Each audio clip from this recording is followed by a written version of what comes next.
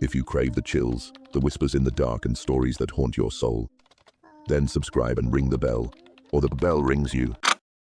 I moved into apartment 3D for the silence. The ad promised no noisy neighbors, and for 6 months it held true. Then, on a rain-lashed Tuesday, I heard it, a whistle.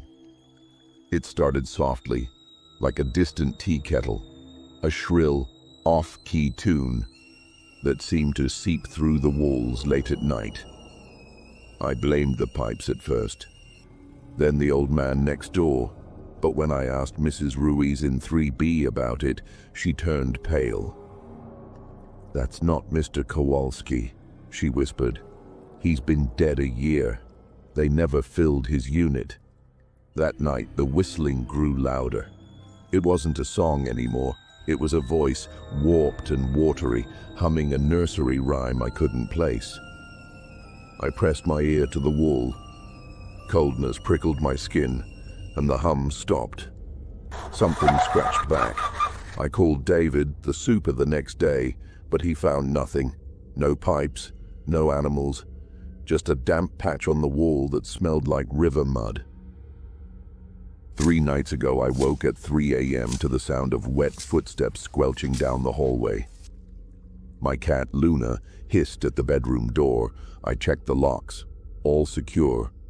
But the whistling started again, closer now, right behind my head. Suddenly, Luna let out a blood-curdling yowl. I spun around just in time to see her dragged across the floor by her tail. I flicked on the light, but it was too late. Claw marks were gouged in the hardwood. Luna was gone.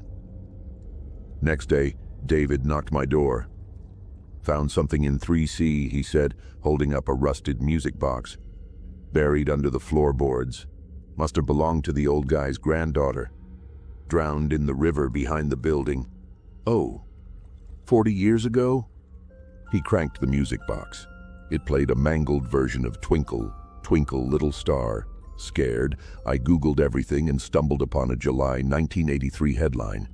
The search was still on for a missing person presumed drowned. The article featured a photo of a gap-toothed woman in a yellow dress.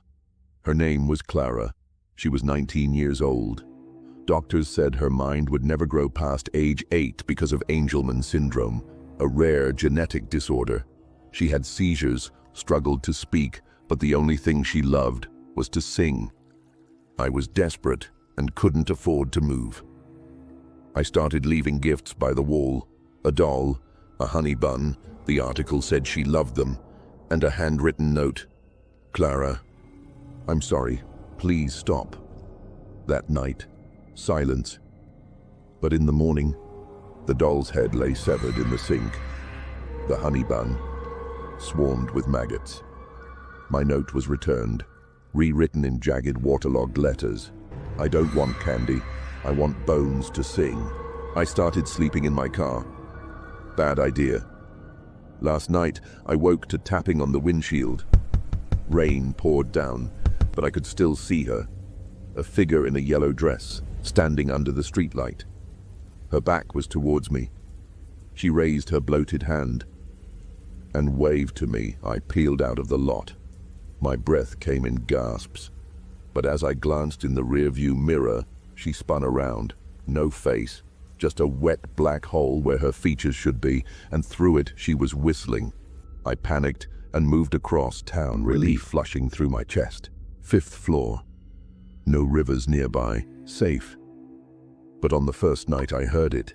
Drip, drip, drip, from the kitchen tap. The sink was overflowing, floating inside, a clump of riverweed and a single tooth. Then, the whistling began. Not from the walls, not from the hallway, from inside my throat. I gagged, choked, my jaw unhinged. A sound I didn't make tore from my lips. Twinkle, twinkle, little star. I stumbled to the mirror, and she was there. Clara. Her skeletal arms snaked around my waist, her cold mouth pressed against my ear, teeth gnawed at my earlobe. Then she whispered, "Now we're a duet." Sleep tight, dear viewers. And if you hear a strange tune in the dead of night, don't answer. She might mistake you for a new neighbor. Comment your nightmare below and remember the shadows are watching.